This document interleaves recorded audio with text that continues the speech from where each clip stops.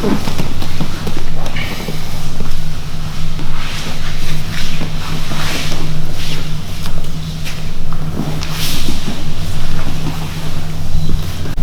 there's another really good option if you can't get the underhook, and this is one that Marcelo Garcia does really well. I think it's just a preference, like whether you prefer to pop over and try to pass from reverse half guard, or whether you prefer to try to pass in this particular way. So I'm going to try and take my hips back over the top. Even though George is under my leg here, I'm going to drop my knee down to the ground, and I'm going to sit back over the arm. So it's quite hard for George to, he's holding my hip, but trying to keep my hip high.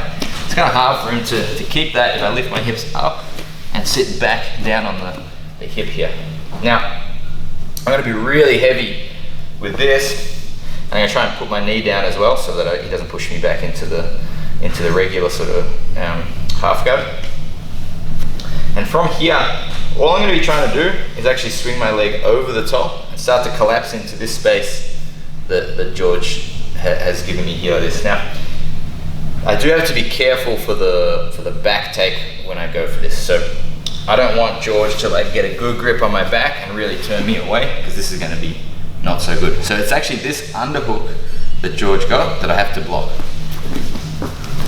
So when I get to here and I bring my hips back, I'm going to start to try to block this arm, block that elbow from trapping me with a good underhook. So I can swing my leg over, but I'm going to block that elbow. Let's turn this way.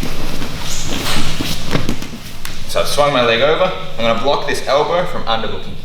Yeah, try and grab around my waist, George. So now I start to drop my hips down to the mat, and this arm can't get around my waist. Again, if this gets around my waist, this is not good. You can see how that's going to be trouble for me. So I drop my hips low, and I'm going to block that elbow. If George starts to bring the elbow wide, that's good. I can even take my own underhook, which will almost guarantee that I'll end up with the pass. So we get the underhook, cross-face underhook, and I should be able to free my leg or kick my leg free to pass.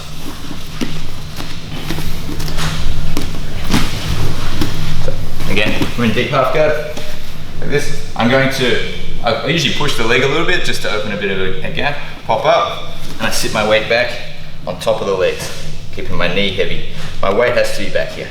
Okay, I'm going to swing my leg over and not let George come around towards my back. Again, don't go too far out, you give too much of a gap for them to work.